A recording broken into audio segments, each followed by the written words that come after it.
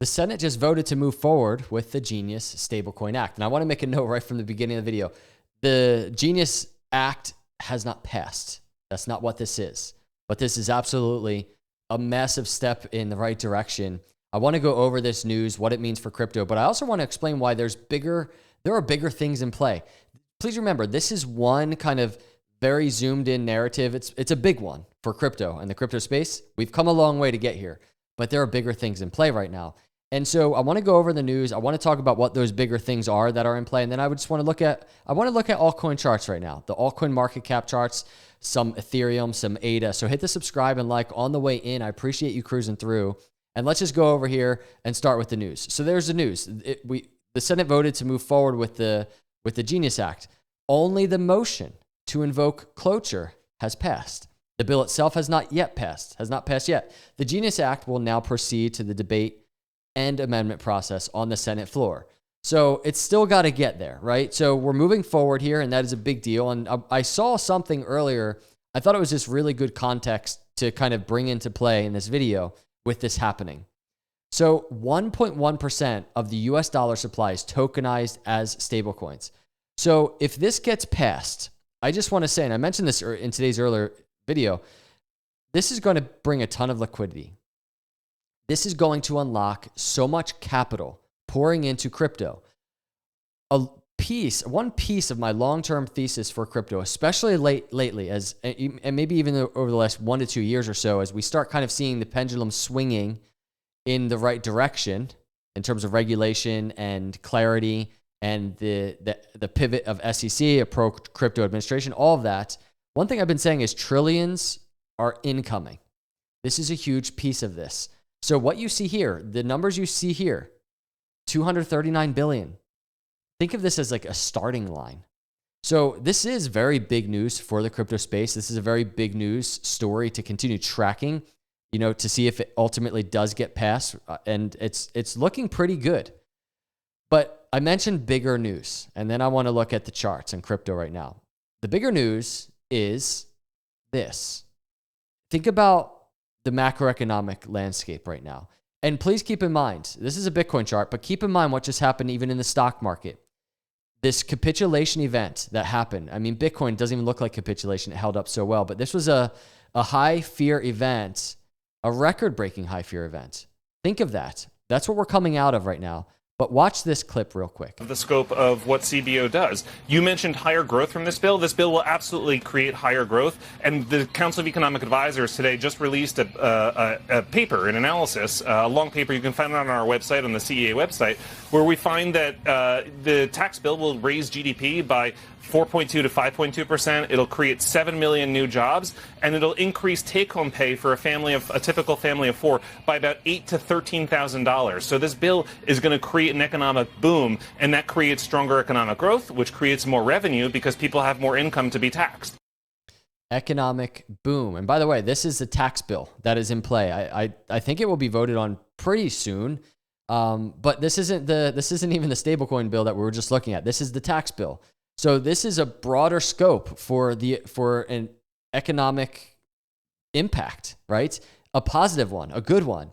And so I'm saying that in this environment where we just got this next leg up on crypto, this reset on the crypto charts, on the Bitcoin charts, and we also are in this environment right now where altcoin markets have not had their bull market.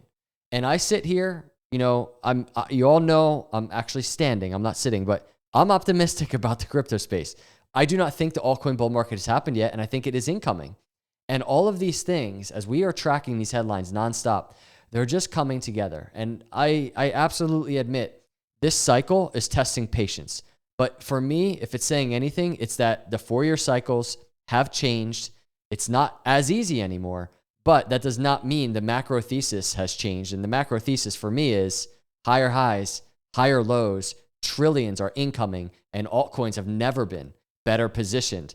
And this economic boom is going to play into, I think, a crazy altcoin bull market. So this is the altcoin total crypto market cap chart excluding Bitcoin. So this is everything excluding Bitcoin. What I really find, interesting about it, it doesn't have this inverse head and shoulders. If we zoom out on the Bitcoin weekly, just an incredible inverse head and shoulders that we're still tracking because we just bounced off the neckline. This doesn't have that, right? That structure. But if you think about it, this really looks like the story, right? And I'm not going to sit here and chart it out like it is happening. But my point here is this. In terms of the consolidation, the multi-year consolidation of these charts on altcoins, the breakout has not happened yet. And this is nothing new.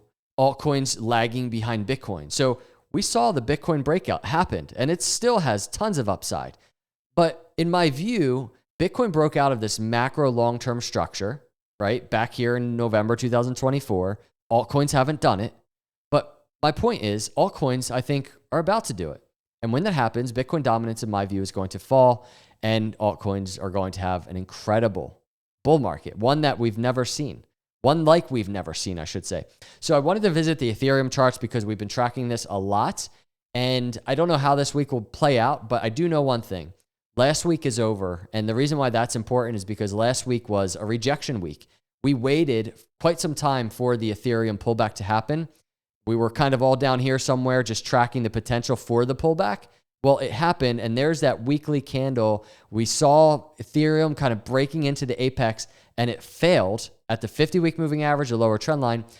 So I wanted to bring this up again, not to be repetitive in terms of Ethereum, but it's becoming very important at this point because we are just below the lower trend line, and we are right above the 200-week and the 20-week moving averages.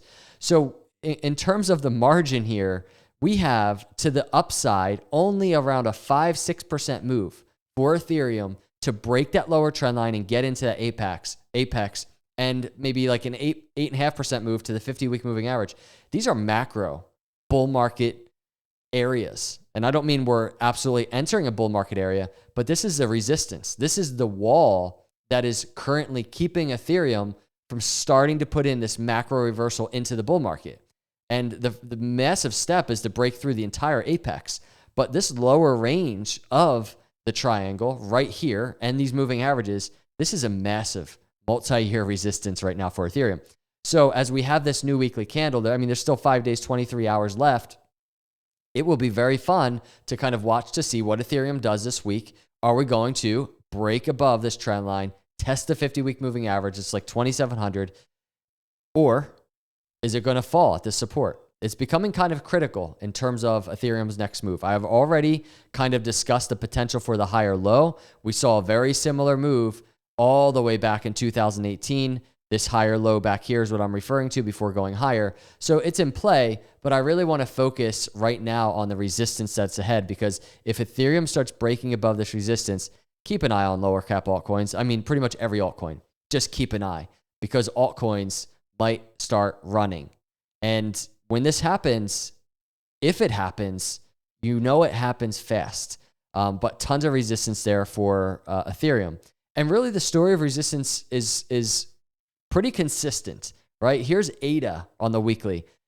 Big resistance level at the 20-week moving average. Just look at this. But this is becoming kind of an exciting chart to track for me, because if we look at this zoomed out, let me first make this note. I mentioned in a previous video, if you see this entire just bull market high all the way into the bear market and then the reversal into the next bull market, that's such a long process, everybody. But if we use the moving averages for nice picture and illustration, 20-week moving average crossing above the 50, the blue, back below, and then above for the second time, tracking up, and then it was that break above the 20-week moving average. This was massive catalyst. Well, check this out. Break above, there's the 20-week above the 50-week, back below, back above, and look where we are right now. We are testing the catalyst for massive Cardano breakout right here. I can't sit here and say it's absolutely guaranteed that, if Cardano breaks the 20-week moving average, it's going to repeat exactly the same as last cycle. But there's one thing that I do know.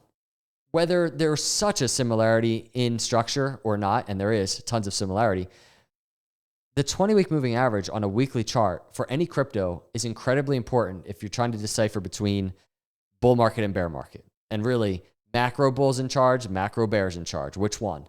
And so the Cardano chart is there, right? We are testing Similar to how we were testing it back here, October, November, and then we got the breakout to the upside. It was nice to see the bears lost here.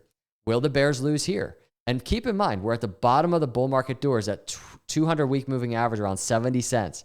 So ADA is still all in this lower range of resistance, very similar to Ethereum on the macro resistance. But if we get the break to the upside, let me just point something out to you. Last time, Cardano saw almost 3,000% gains after breaking that 20-week moving average at this moment. What happens this time? 800% gains? $7 ADA? Higher? I don't know. But some type of higher high, some type of bull market, especially if altcoins enter their bull market. Because the altcoin charts that you see here, everything excluding Bitcoin, in my view, still has not started its bull market. What happens when it starts? That's what I'm watching. And these are just my thoughts.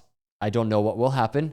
Many of you understand that, but I want to say that because my role here, the reason I'm doing these videos is not because I'm trying to sit here and predict and say what's going to happen. I'm trying to, as a crypto investor, just like you, I'm trying to just get a sense of all the possibilities so that I can manage my portfolio on the long term and kind of just get into just the position accordingly where I'm comfortable with. That's all. That's what I'm doing here. So I'm just trying to present the data to you. Let me know your thoughts in the comments below, everybody. I appreciate you cruising through. Hit the subscribe, hit the like. If you're not in our intelligence system right now, we are still running that 40% off sale. Get in there right now. Start planning. If we get this altcoin bull run, start planning your exits. Get into our risk models. And we have a ton more coming. So I appreciate you cruising through. I'll see you in the next video. God bless.